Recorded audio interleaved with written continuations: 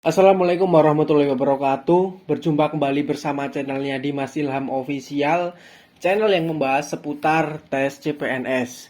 Buat yang baru gabung, saya ucapkan selamat datang. Teman-teman jangan lupa like, comment, share, subscribe. Buat teman-teman yang udah melaksanakan itu semua, saya doakan teman-teman bisa lolos tes CPNS tahun 2023 ini. Buat yang belum, jangan lupa subscribe ya, like, comment.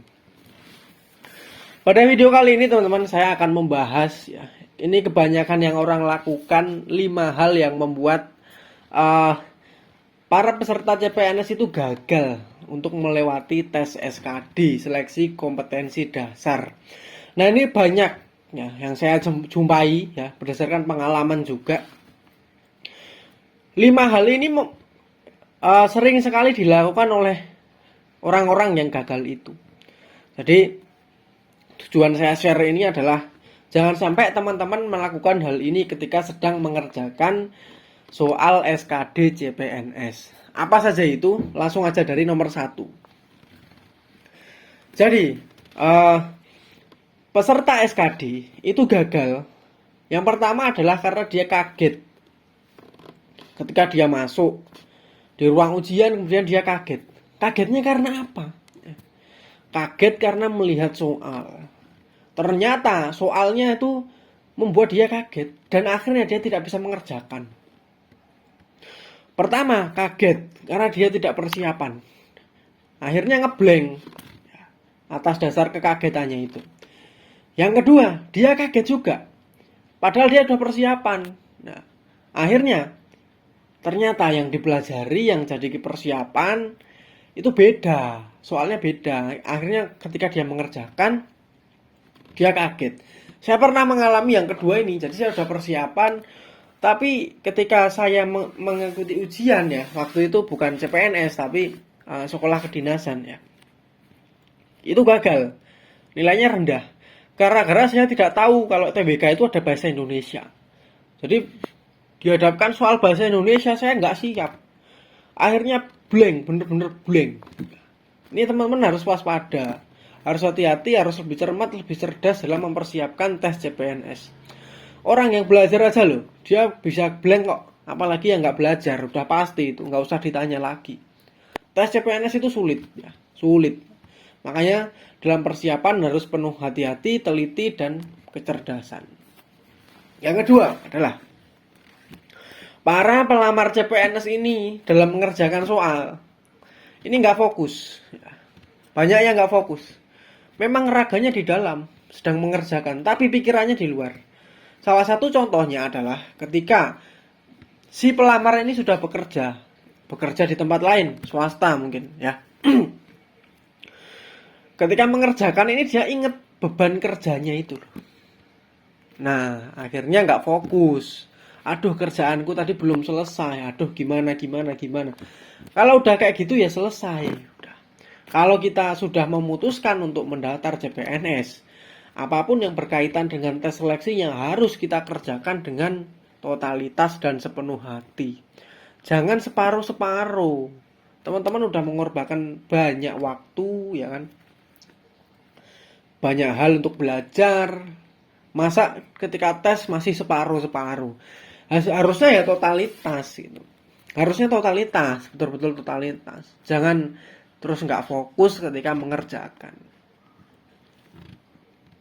Kemudian yang ketiga, banyak ya yang mengerjakan ini dengan kegugupan, gugup. Gugup karena apa? Satu contohnya, melihat pesaingnya tuh banyaknya minta ampun. Dia kemudian gugup. Kalau udah gugup ya, meskipun kita udah bersiap dengan belajar dan lain sebagainya, ilmu-ilmu yang kita ingat itu akan luntur semua. Like di rumah kita berangkat kita udah siap, tapi waktu sampai sana mentalnya down, menciut, gugup, nggak punya mental. Nah, waktu masuk ujian udah keder, kaget, bingung mau ngapain, bingung, gugup. Aduh gimana ini. Akhirnya apa? Ya selesai gitu. Bisa jadi gugup karena pas datang tes itu nggak membawa persyaratan lengkap. Nah ini banyak ini. Orang udah datang CPNS tapi lupa ngeprint kartu. ya, lupa bawa KTP. Akhirnya apa? Ketika dia masuk ruang ujian, gugup gitu. Gugup, waduh ini gimana ini? Nah, selesai. Nggak bakalan bisa fokus kalau kayak gitu. Yang ketiga, yang keempat, ya, mengerjakan soal. Yang ketiga ya, maaf, yang ketiga, mengerjakan soal dengan terburu-buru. Jadi banyak juga orang yang mengerjakan soal itu terburu-buru. Saya juga nggak tahu kenapa motivasinya harus cepet-cepetan gitu. Mengerjakan tes CPNS itu yang dinilai bukan cepat selesainya, tapi siapa yang paling tinggi itulah yang akan lolos gitu. Waktunya spare-nya sama. Nah, kan? Kalau bisa gunakan semua ya gunakan semua. Orang lain sudah keluar ya biarin aja. Makanya kalau kita nggak lulus, orang lain yang keluar cepat itu akan bertanggung jawab atas diri kita, kan enggak. Jadi kalau ada mengerjakan soal, banyak orang yang udah keluar tapi waktunya masih, jangan ikut-ikutan keluar. Teliti terus sampai waktunya habis. Orang keluar duluan 15 menit keluar, biarin aja, itu hasil-hasil yang akan mereka tanggung sendiri. Bisa jadi mereka yang keluar cepat itu karena nggak persiapan kok. Saya selama menjadi panitia CPNS ya, jarang sekali menemukan orang yang keluar cepat kok nilainya tinggi. Jarang. Pasti nilainya tinggi itu keluarnya terakhir karena dia begitu meneliti sampai titik darah jam waktunya itu habis. Seperti itu. Yang kelima, ini juga tidak dipungkiri banyak dilakukan ya. Mau jujur-jujuran ya, yang kelima. Banyak orang nggak lulus karena terbebani. Terbebani. Contohnya gimana? Orang sudah menikah, sudah menjadi tanggungan keluarga, harapan istri, harapan anak, harapan orang tua. Daftar CPNS, akhirnya terbebani. Aduh, aku harus bisa lolos, aku harus bisa lolos, aku harus bisa lolos. Akhirnya apa? Terbebani di sini. Nggak bisa lolos dalam berpikir. Jadi ini manajemen pikiran, teman-teman. Masalah manajemen pikiran. Jangan jadikan keluarga kita, istri kita, ya kan? Itu menjadi beban gitu.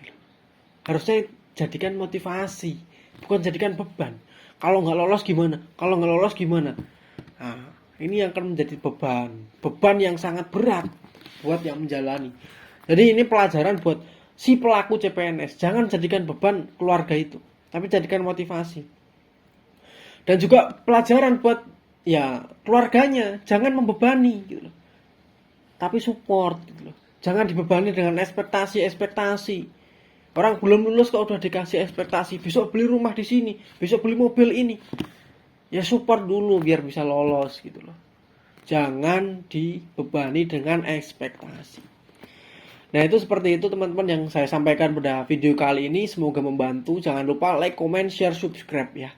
Terima kasih. Wassalamualaikum warahmatullahi wabarakatuh.